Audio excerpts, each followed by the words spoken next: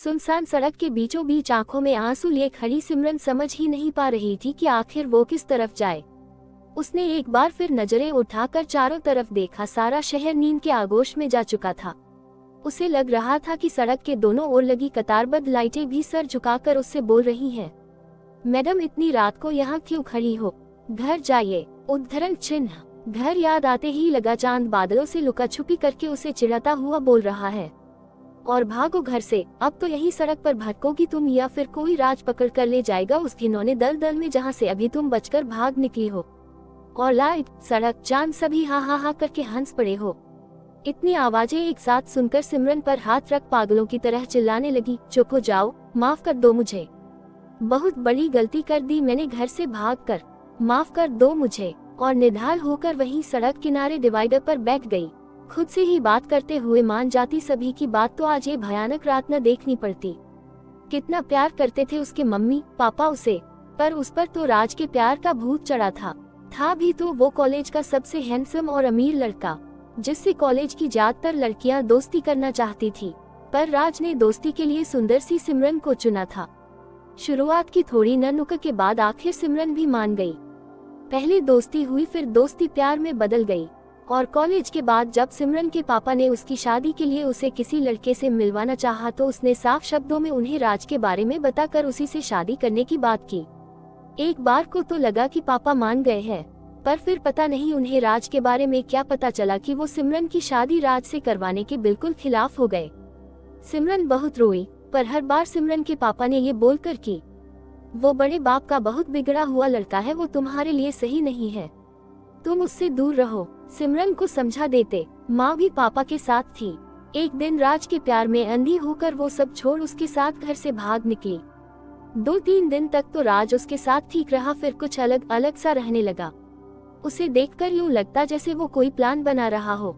एक दिन सिमरन ने छुपकर राज की बातें सुनी, वो उसे किसी को 10 लाख में बेचने की बात कर रहा था। सिमरन समझ गई कि राज उसे प्यार का झांसा देकर देह धंधे में धकेलने वाला है। ये बात उसने राज पर जाहिर नहीं होने दी कि वो उसके प्लान के बारे में जानती है। और एक दिन मौका देखकर वो वहां से भाग निकली। सिमरन अपने विचारों में खोई थी कि तभी एक गाड़ी उसके पास आकर रुकी, जिसकी आवाज सुनकर बिना कुछ देखे सिमरन बदहवस हो भागने लगी। पीछे कोई सिमरन सिमरन की आवाज लगाता हुआ उसके पीछे दौड़ने लगा। आखिर उसने सिमरन को पकड़ ही लिया। सिमरन ने बिना देखे ही हाथ जोड़कर उससे प्लीज मुझे छोड़ दो, प्लीज मुझे छोड़ दो की रट लगा ली। तभी सिमरन को पकड़े हुए शख्स ने सिमरन को झंझोड़ते हुए कहा, आंखें खोलो सिमरन, मैं हूँ तुम्हारा दोस्त केशव। सिमरन ने डरते डरते आंखें खोली और सामने अपने बचपन के दोस्त को देखकर फूट फूट कर रोने लगी। केशव सिमरन को सहारा देकर गाड़ी तक लाया और उसे उसमें बिठाकर पानी पिलाया। जब सिमरन थोड़ा संयत हुई तो केशव उसे डांटते हुए बोला, ये क्या है सिमरन, तुम एक बार राज के चंगुल से छूटकर निकल आई तो तुम्हें दोबारा इस तरह सुनसान सड़क पर नहीं आना चाहिए था।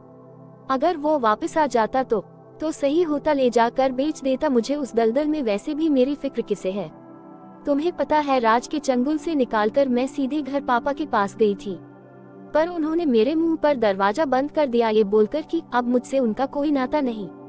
सिसकते हुए निया बोली तो केशव सिमरन के आंसू पोंछते हुए बोला, सब पता है मुझे, तुम्हारे घर से निकलने के बाद आंटी का फोन आया, उन्होंने मुझे तुम्हारे बारे में सब बताने के बाद ये भी कहा कि मैं जाकर तुम्हें अपने घर ले जाऊं, क्योंकि अंकल अभी बहुत गुस्से में है। देखा, मैंने कहा था न कि पापा चाहते ही नहीं कि मैं घर वापस आऊं। अब तो मेरे पास एक ही रास्ता है कि मैं मर जाऊं। उद्धरण चिन्ह। रोते हुए जब ये बात सिमरन ने कही तो केशव गुस्से में सिमरन से चीखते हुए बोला, बस करो तुम ये खुद को बेचारी बताने का ड्रामा। तुम बस हमेशा अपनी सोचती हो। अंकल के मना करने के बावजूद तुम उस लफंगे राज के साथ घर से निकल गई, बिना ये सोचे कि इकलौती बेटी के जाने के बाद तुम्हारे माँ बाप पर क्या बीतेगी।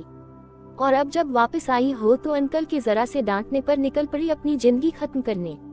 तुमने कभी ये सोचा कि उन्हें कितना दुख पहुंचाया है, तुमने कितनी जिल्लत उठाई है उन्होंने सभी के सामने तुम्हारी वजह से, और तुम चाहती हो कि वो तुम्हें एक बार में ही माफ कर दें। अरे उन्हें थोड़ा टाइम तो दो, तुम्हें उन्हें मनाना चाहिए था। उनके दरवाजा बंद करने पर तुम्हें वहीं बैठे रहना चाहिए था, बार बार माफी मांगनी चाहिए थी, दरवाजा खुलवाने की कोशिश करनी चाहिए थी। न कि यूं सुनसान सड़क पर निकल कर आना था फिर से किसी मुसीबत को निमंत्रण देने के लिए। केशव की बातें सुनकर सिमरन को समझ आ गया कि उसने कितनी बड़ी गलती की है, तो वो उसके साथ चल पड़ी अपने माँ पापा से अपने किए की माफी मांगने। कहीं न कहीं उसे विश्वास भी था कि वो लोग उसे माफ जरूर कर देंगे, और मन ही मन में संकल्प भी ले लिया था सिमरन ने कि आज के बाद वो वही करेगी जो उसके मम्मी पापा कहेंगे, क्योंकि दुनिया में माँ बाप से ज्यादा हमारा भला और कोई नहीं सोच सकता।